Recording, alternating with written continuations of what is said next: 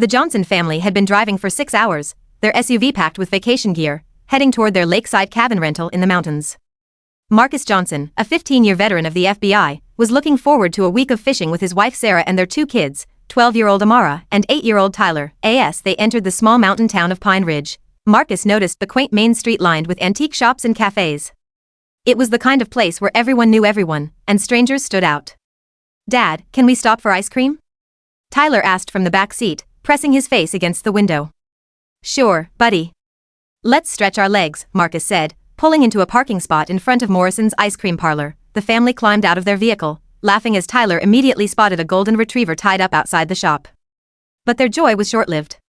Within minutes, a police cruiser pulled up, and 2 officers approached them.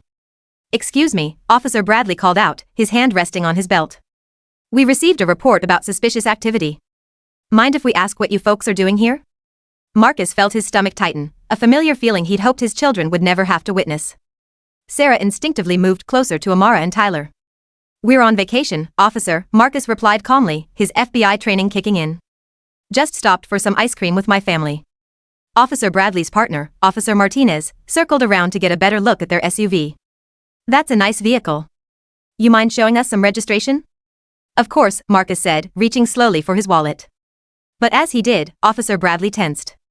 "Hands where I can see them." "Dad?" Amara whispered, fear creeping into her voice. A small crowd had begun to gather, some townspeople whispering and pointing. Marcus knew this situation was escalating unnecessarily, but he also knew how quickly these encounters could turn dangerous. "Officer, I'm going to reach for my wallet to show you my ID and registration." "I'm moving slowly," Marcus announced clearly. As he pulled out his credentials, Officer Bradley's eyes widened. The leather badge holder clearly displayed, Federal Bureau of Investigation. "Special Agent Marcus Johnson," Marcus said quietly, handing over his FBI credentials along with his driver's license. "I'm here with my family on vacation." Officer Martinez returned from examining their SUV, but stopped short when he saw his partner's expression. Bradley was studying the credentials, his face reddening. "Sir, we received a call about..." Bradley stammered. "A call about what, exactly?" Marcus asked, though he already knew the answer. The awkward silence stretched as both officers realized they had no legitimate reason for the stop. Finally, Officer Martinez spoke up. "Someone reported seeing people looking into parked cars." Marcus glanced at Tyler, who was still crouched down petting the golden retriever. "My son was looking at a dog, officer." The growing crowd of onlookers had fallen silent. Some looked embarrassed, others curious about the FBI credentials. "Look," Marcus said, his voice steady but firm, "I understand you're doing your job. But let's be honest about what happened here. My family and I were targeted because we're black in a predominantly white town. That's not police work, that's profiling."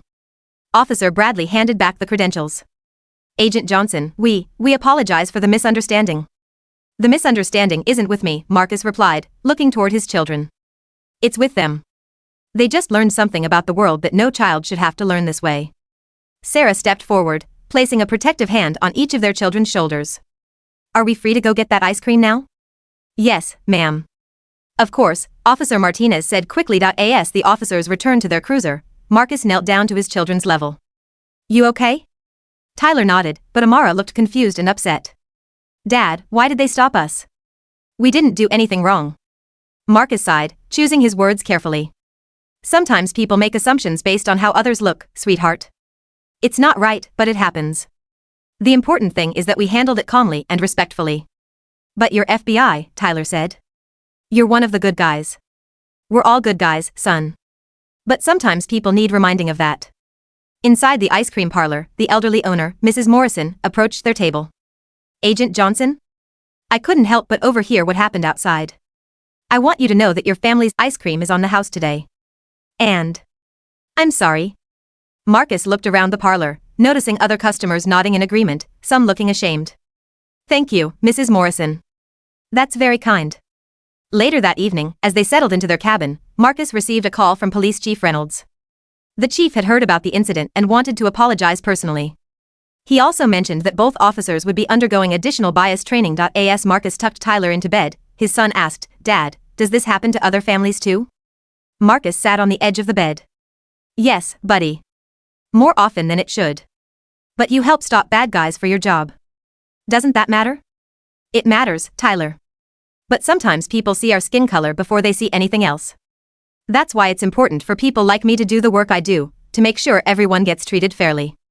The next morning brought better experiences. The family went fishing, explored local hiking trails, and even returned to Morrison's for ice cream. Several townspeople approached them throughout the week, some apologizing for the incident, others simply being more welcoming than usual. On their last day, Officer Martinez appeared at the lake where Marcus was teaching Tyler to cast a fishing line. The officer looked nervous but determined. "Agent Johnson, could I speak with you for a moment?" Marcus walked over, leaving Tyler with Sarah and Amara. "Sir, I wanted to apologize again. And to thank you." "Thank me?" "For handling that situation with such dignity. For teaching your kids, and frankly, teaching me about grace under pressure. I've been a cop for 8 years, and I never really thought about how our actions affect families like yours." Marcus studied the young officer's face and saw genuine remorse. "Officer Martinez, we all have unconscious biases. The difference between a good person and a bad person isn't whether you have them, it's what you do when you recognize them. I've signed up for additional training. Cultural sensitivity, implicit bias recognition. I want to be better." Marcus extended his hand. That's all anyone can ask for. As the Johnson family packed up to head home, Amara asked, "Dad, do you think things will get better?" Marcus looked at his daughter, then back at the mountain town where they'd experienced both the worst and best of human nature in the span of a week. "I think there are good people everywhere, sweetheart. Sometimes they just need reminding about what good looks like." The drive home was peaceful, filled with stories about the fish they caught and the trails they hiked. But Marcus knew this vacation had taught his children lessons that went far beyond outdoor activities, lessons about dignity, resilience, and the hope that understanding can grow from uncomfortable encounters. As an FBI agent, Marcus had sworn to protect and serve all Americans.